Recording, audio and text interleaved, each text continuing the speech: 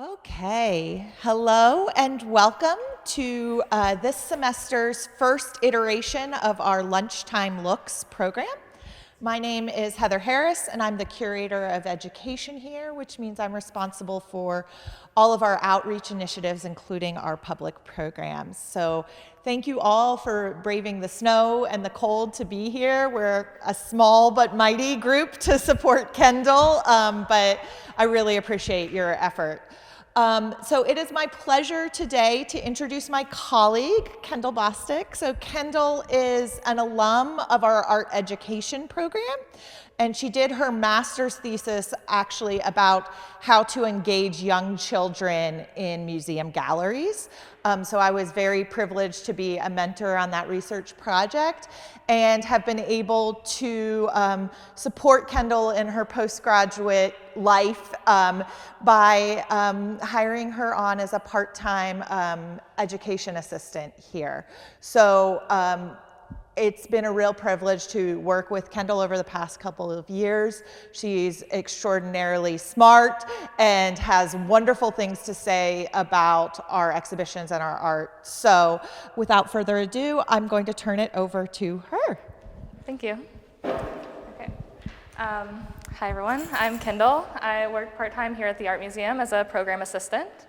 I was really excited for both of the exhibits this spring because I really love textiles and fiber arts and the history of both of those. I do some quilting and sewing as hobbies, and I also do weaving and teach weaving classes in Arthurdale over in Preston County. So I'll be mostly talking about the Nora Ezell quilt here, but you might notice the small loom that's set up in the back over there. So that's just a little bit of a supplemental piece to this talk.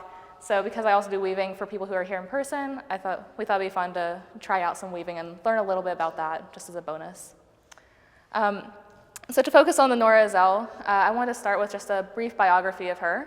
She was born in Mississippi in 1917 and learned quilting and sewing from her mother, aunt, and sisters. She married and left school after the 11th grade, but when her husband moved to New York, she and her young daughter actually moved to Alabama to stay with Ezell's aunt. They lived there for several years, but eventually when her daughter had grown up, Nora Ezell and her second husband moved to New Jersey, and she took work in various factories with the specific goal of learning as much about sewing and needlework as possible. So she worked in factories doing upholstery and making clothing and a whole lot of different things, just trying out and learning these different skills. And then in her free time, she taught herself other things like crochet and embroidery. So she really knew that she loved this kind of art and she wanted to get good at all aspects of it. In 1979, Ezell and her husband then moved back to Alabama to be closer to her daughter. And it was there that Ezell and her daughter began working on their first story quilt. So on the handout I've shared with you on that first page, there are two pictures of story quilts that Ezell and her daughter worked on together. The first one that she made with her daughter is the University of Alabama quilt. And then the second image is her Martin Luther King Jr. quilt, for which she received national acclaim. And it was actually because of this quilt, which was shown in several quilt shows and around the country, that she kind of became much more well-known as an artist with that focus on quilting. She was commissioned because of that quilt to make a new quilt about the history of the civil rights movement for the Civil Rights Institute in Birmingham. So she made several of these quilts. She became pretty well known for them, and in 1992 she was honored as a National Endowment for the Arts National Heritage Fellow. So that's just a very brief overview of her life and some of her work. And although Ezell is known for these story quilts, they're not the only ones she made. She also made quilts that used or took inspiration from traditional American and European patterns, like this one. And she also made crazy quilts. And when I say crazy quilts, that's not just calling her work crazy or anything like that. That's a quilt that's made with scraps of fabric usually that doesn't have a specific pattern or any like color scheme to it. It's kind of just using up what you have.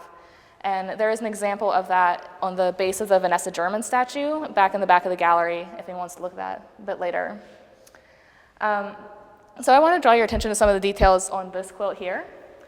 In this quilt, a main feature of it is the curves in the fabric, which is kind of creating a variation on the traditional drunkard's path pattern. So there are a few different quilting patterns that use curves in the piecing, but it's not very common. because if you've ever done any quilting or sewing, you might realize that it's hard to do that curved piecing without getting any puckering on your seams.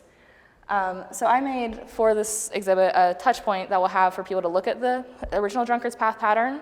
But for you all here, I'm going to pass around my first attempt at this, which was not as good.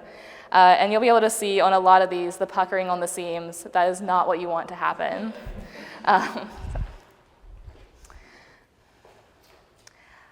So the Drunkard's Path pattern can also be a fun pattern to work with because it's easy to rearrange in different variations. So the one that I'm passing around is several Drunkard's Path blocks pieced together in a pattern, but a single Drunkard's Path is actually just this. You've got a big curve and then the smaller curve that fits inside of it. And so you can make a whole bunch of these and rearrange them in a lot of different ways. And that's kind of where, if we look at this, Azelle is taking some inspiration from that idea where she might have like all of the pieces sort of facing inward in a way. I'll pass that one around too. But like I said, hers is actually a variation on that pattern. So she's not exactly doing it in that same way with a lot of tiny little blocks coming together. Her work is actually applique. So these big red and brown pieces are appliqued onto the fabric, and then there's some actual piecing of the quilt together with these big blocks and then the kind of white channels that go between them. And Nora Azelle used applique a lot in her work. Of all the many sewing skills that she had, applique and embroidery were really her two really big ones that she's really considered a master of. And in applique, rather than stitching the pieces together, you are actually stitching onto a base layer of fabric. And that's especially common in story quilts, because when you're making a story quilt, you might have like an actual figure or like words or something in that. And that's going to be a lot harder to create when you're doing just geometric. You're a little bit limited by just the geometry of a normal pattern, sorry.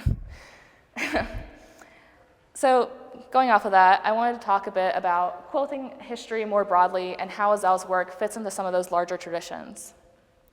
So the history of quilting goes pretty far back, with some sources saying it goes all the way back to ancient Egypt. But it's really, when you think about it, it's just kind of a practical thing to sew multiple layers of fabric together in order to create a warm blanket. And throughout history, whether it's fabric or metal or any kind of other thing, people like to take something necessary and make it beautiful and be able to appreciate what they've made. So in the United States, we have a particularly strong history of quilting as a folk art generally, and also specifically within Black communities. So for one thing, you just need blankets when it's cold, so it makes sense for that tradition to exist. And a quilt is an obvious solution that allows you to use pieces of scrap fabric. So you might have old clothes or linens or just leftovers from other projects, and you need to use those up in some way. So a quilt gives you a practical way to use those up and still have them have a purpose. Quilting bees, where women would gather in groups to work on quilts together, would allow women to both build community and also work together to complete quilts a little bit faster, because especially if you're hand stitching like this one, that can take a really long time to do. So within the African American community, enslaved women would make quilts both for their own families and for the plantation households. So the quilts they made for their own families would typically use leftover or mismatched fabric, and it might not stick as closely to standard geometric patterns that were common in European and American traditions.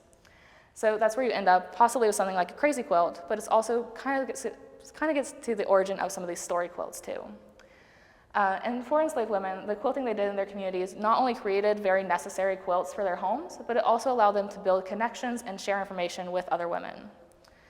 So returning again to the idea of the Drunkard's Path pattern, if you flip over to your second page of the handout, there's this idea of quilt codes that were used on the Underground Railroad, and that handout has a table of some of the most well-known, and it also has citations from a book that those were taken from. So the idea with the Drunkard's Path is that if you saw a quilt with this pattern, it would tell you to take a zigzag path to avoid pursuers in the area. And the idea is that people would learn those codes through sampler quilts that contained each square. Then while traveling the Underground Railroad and escaping slavery, they would see quilts with the patterns displayed as different cues for them to know what's going on. And so a lot of people are familiar with that concept of quilt codes, but many contemporary historians actually consider this to be more a piece of cultural memory than of documented history. And that's because we have a lot of diaries and primary sources from the Underground Railroad, and they describe describe its structure and how things worked in a lot of detail, but none of those that we have actually mention these quilt codes. So some historians argue that the concept actually emerged later through oral histories, rather than being something that really happened on the Underground Railroad. That doesn't actually mean that it's impossible for it to have happened. It just means we don't have the documentation of it. So it kind of complicates our understanding of it. But even so, the idea of that history and folklore around quilt codes encourages us to think about how histories, especially of marginalized groups, are preserved and even mythologized through oral tradition. And so although Azel's quilt is not a traditional drunkard's path pattern, like for someone like me, I kind of see some of the curves, and that's what it makes me think of. And so if you're familiar with quilt patterns in general, and you've also heard these quilt codes, you might look at this and kind of immediately start to make some connections going to the Underground Railroad. So those connections can serve to emphasize the importance of quilting in African American communities, both before and after the Civil War, and also kind of make us think about how we're interpreting things and how we're making some of those connections based on our own memories or from oral stories compared to actual documented written evidence. And so growing out of this legacy of quilting also, we see the rise of story quilts, like what Azel is famous for, and some of the modernist quilts from Gee's Bend, which I'll talk about in a minute. But Gee's Bend is an African American community in Alabama that became known for its quilting tradition in the 20th century. And both story quilts and these modernist quilts are examples of how quilts continue to be an important cultural tradition through the 20th and 21st centuries. So going to the third page of your handout, story quilts arise from and are most often associated with African American quilters. And it's believed that some of these patterns in this original idea came from the kingdom of Dahomey and was now Benin. So there was a tradition going back to the 1700s of making these pictorial banners like the one that's on the handout there. So the idea is that the women who were familiar with this had seen this in Africa, and when they were brought to the United States and were taught to make quilts, they kind of took this tradition they knew of and fused it with the American tradition of quilting. Notably though, the banners that were made in the Fawn Kingdom, they were actually made by a guild of men, similar to how kente cloth is traditionally woven by men. But in the United States, textile work is women's work. So enslaved women, it's believed, took inspiration from artistic work that they were familiar with, even though it was not work they would have actually have done.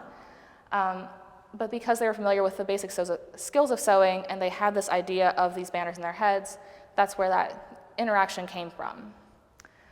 So the story quilt on the right, on that same page of the handout, was made by Harriet Powers and is considered one of those early story quilts.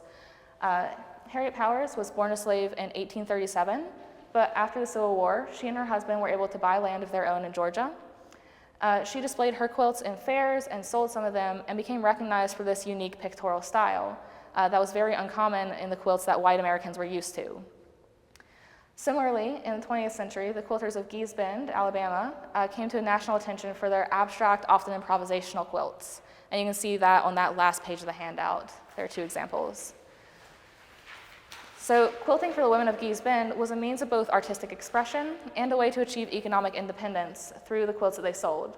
And three of the most respected Gee's Bend quilters were recognized in 2015 as National Heritage Fellows. Those are Maria Lee Bendoff, Loretta Petway, and Lucy Mingo. And those are some examples of their work there. So you can also see in looking at that some of the evolution of quilting, where we have some of these traditional American European patterns, how they're fusing with other influences, whether it's the pictorial banners from Benin or just from modernist ideas of women who are seeing, for example, modernist paintings at the time and are taking that and adapting it to their own style. And it's from this tradition of Black artist quilt making that we get some of these contemporary story quilts that are today associated with artists like Nora Azel, Faith Ringgold, and Bisa Butler. So if you haven't been to the exhibit upstairs, we have Faith Ringgold's Tar Beach story quilt on display. This is the book that goes with that quilt. So that's a great piece that you can see right upstairs. And that's an example of a modern story quilt. So throughout all of this history, quilting is a means of self-expression and creative freedom for women who didn't necessarily have that in their day-to-day lives. A quilt is a functional form, and making it is a productive, necessary task, but transforming it into an art piece as well has historically given these women a creative outlet and a way to share their own stories, both in the quilts themselves in the form of the story quilts, but then also in the community that's created around the quilts and making them. So although it's typically considered a folk art and more of a skill than a real artistry, there's attention to detail and technical skill involved in these pieces that can be overlooked, as well as a creative drive and passion that really makes them worthy of being considered artworks.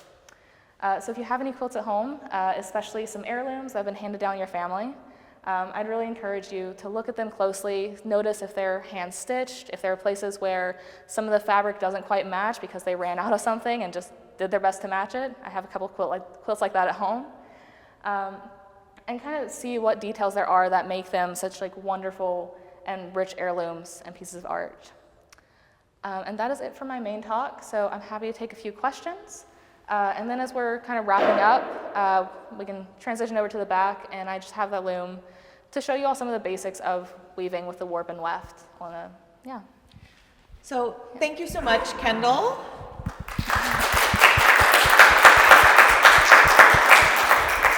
It's really humbling as a teacher to learn so much from your students and your former students, so I'm really grateful for this talk and this education from Kendyl. If you have a question, we ask that you speak into the microphone so that our archive, for those who couldn't make it out in the snow, can capture your voice. So if anyone has a question, I'll bring the microphone to you.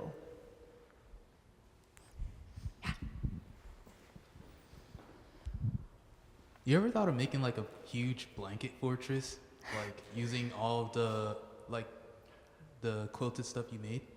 I haven't, but I could. So I don't know, maybe that's a weekend project. Yeah, and some of the artists she mentioned, like Bisa Butler, like do gigantic portrait style quilts. I also want to call out Kendyl's skirt, which is made by Kendyl. And just attention to all the different ways that these patterns and making can be used. Any other questions? Yes, Dr. Kendyl, did you, in your research, did you find that this drunkard's path was a popular quilting style, and were there other variations that you came across of it? Yeah.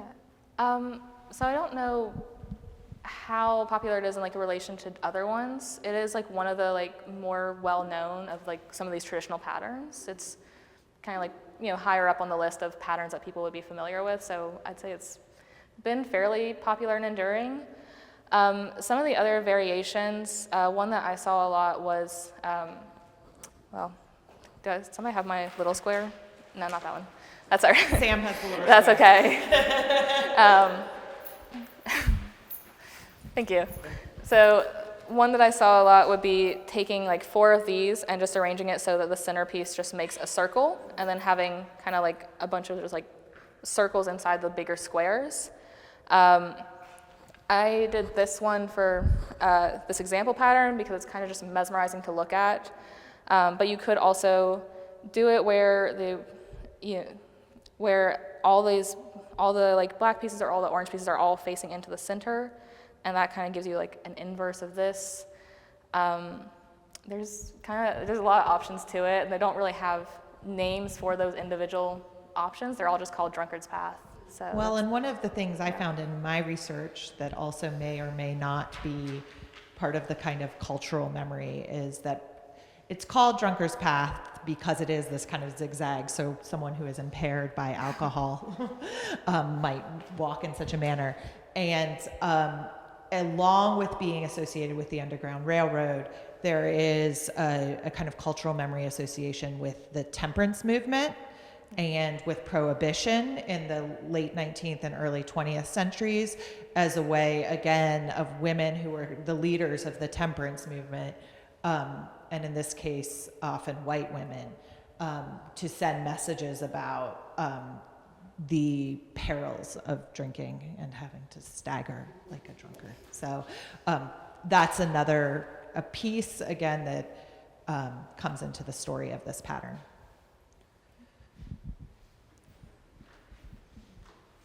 All right, I have a 2-part question. So you talked about a lot of quilts being made with scrap fabrics. Mm-hmm.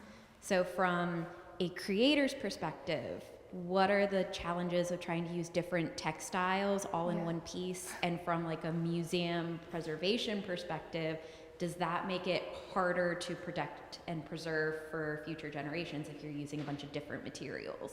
Okay.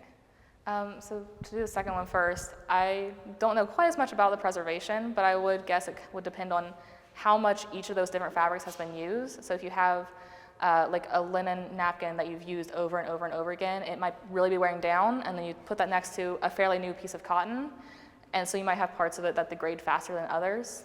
But you're going to overall store it the same way. So that's about all I can do for that second part of the question. For using different types of fabric in the actual quilt, so it would depend on like what you're doing. So if you primarily only have cotton in your wardrobe, all of your scraps are going to be cotton. So they're different colors, but they're all the same material. But I have a quilt from my great-grandmother that she made around 60s, 70s, and it has like some polyester and some like silky, satiny stuff, and it kind of just feels really weird. But like there's a lot of different textures just when you're touching it, but because she's pretty good at quilting, so she doesn't really have a lot of the puckering. Like she was able to make everything still lie flat and make it work even with all those different materials. So. Oh. Just curious about preservation. Yeah, that's a Karen question. We do have someone. Yeah. Whose job this is.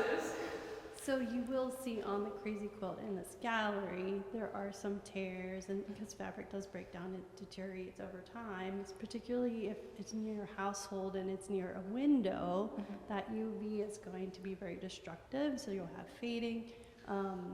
So what you can do is you can seek out a conservator to patch those parts that are fraying, and then they will add like a really fine netting on either both the top and the bottom to support the original fabric. So there are ways to fix your quilt if there are portions that have, losses. Yeah. Thanks.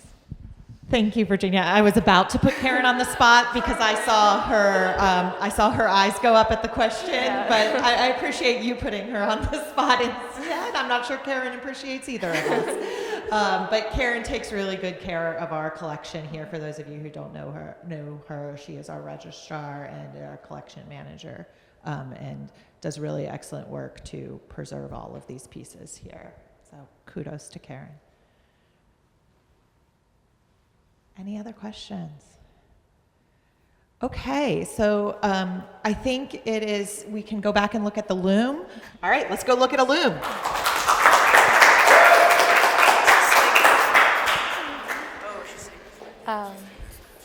Okay, so. Do you want to sit on that stool or someone else going to sit like Yeah, the best formation? I'm going to stand for a second to talk to people so I'm not facing away from you all. But yeah. So this is a rigid heddle loom. We have the kente cloth here. This is a very different loom from what kente cloth will be woven on. There is a QR code on the label. You can scan that and watch a video of someone actually weaving kente cloth. But since I have this and I do weaving, we thought it would be kind of cool to have an interactive portion, and I can show people how to do it and then let you all try it out. You won't ruin this. This is just a random little bit of yarn that I put on the loom. But so just the basic thing is the warp is the part that's already here on the loom, and then the weft is what we'll be doing side by side when you're actually doing the weaving. So if people want to come over.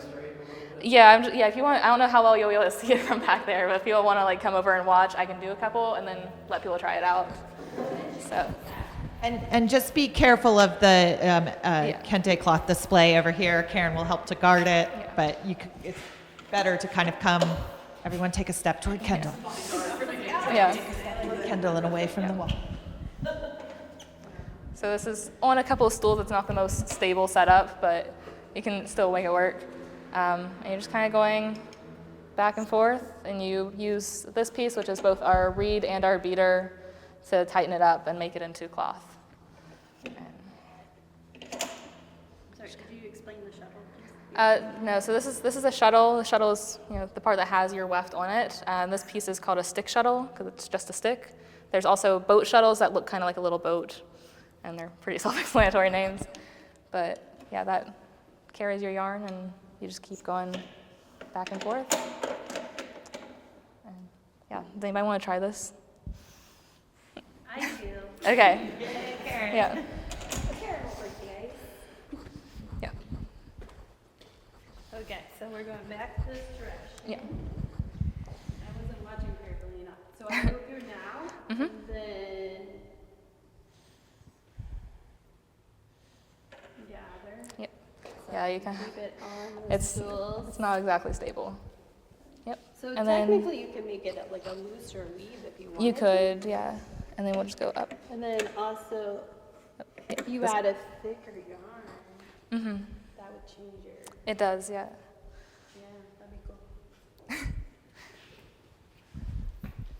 Do you gotta go, you gotta go like through the whole thing? Like, So yeah, so this is called an open shed when it's like this, but that has with this one, it's half of it is lifted up and half of it is down, and the closed shed is when I have it all just sitting and it's flat. But you just kind of alternate which half is on top, and then you're just going underneath half of them and over the other half, and you just keep doing that. And if you look at the heddle pulleys Yeah, that are that's- on display here from Cote d'Ivoire, so these are they help to lift. So you see how the tension here is helping to lift this. The purpose of these little small things here is to help to lift the warp threads so that you can go through with the weft threads. So you can see they've got these intricately carved designs. So they make a work of art even out of the tool used to do it. Anybody else want to send the shuttle through? I have a question. So to set this up, how long does that take? Like 5 hours? No, I did it this morning in like 20 minutes. So, if you're doing a really long one, it can take longer, and then with a floor loom, that takes a couple hours usually. But this is fairly easy. I'm surprised by how heavy this piece Yeah. is. And then we actually want to go down, so you gotta alternate whether it's up or down. Yep. What does that If you shape? It like just go through the middle, yep. It's flip it's just the set switch. of, like, It's just warp? yeah. It's switched which one is on the bottom. and that's how it. Yeah, I agree. So half So of them, yeah. It's pulling. So half of them are they're in different areas Yeah. of the So thing. there's little holes on each of these dents, and half of the threads go through a hole, and half of them just go in between the different dents. And so the ones that are in the hole, those are being raised when it's up there. And so you And then- alternate every time if you put it on the top or Yeah. on the bottom. Yeah. And then this little wheel on the heddle pulley is they actually change it by rolling it. So instead of pulling it up and down, that's what this little like bobbin kind of thing is there. That is really cool. So what is like the older equivalent of this like plastic and wooden piece? It would be either all wood, or a lot of them would have metal for this. The rigid heddle is, I want to say it's a more recent version of a loom. I could be wrong on that. The oldest one I know that's like this is from the 1920s-ish, and that just has a metal reed that's Yeah, so more. yeah. It looks more like that. Yeah, and so that's got reed and string that's creating it. Yeah. So it instead of the I would think they would be like historically even older, because then at Stratford there was massive looms. Yeah. So that would have been 1870s. But is like the basic shape still the same even after all these years? The rigid heddle is like a weird one, and to me, I want to say no, it does the same basic function, but it looks very different from like a big standing loom. But then that also looks different from a kente cloth loom or like a backstrap loom. So they all kind of have some of the same pieces. Of you have your warp, and you have something that is keeping your warp in order and letting you raise and lower different warp threads. and you have a shuttle of some kind that is letting you create the weft and create a pattern. But then some of them, like a floor loom, will have pedals. The kente cloth loom has sort of a similar thing where there's like a stone or something that has a string connected up to those heddle pulleys, and you're kind of using your feet sort of like pedals to be raising and lowering those. So there's a lot of different variations. Yeah, and back strap Yeah. is exactly what it sounds like. Yes, it's around your back. It literally comes around your back, and you use kind of the tension from being able to have the tension of resistance of your body to create that. Yeah. Yeah.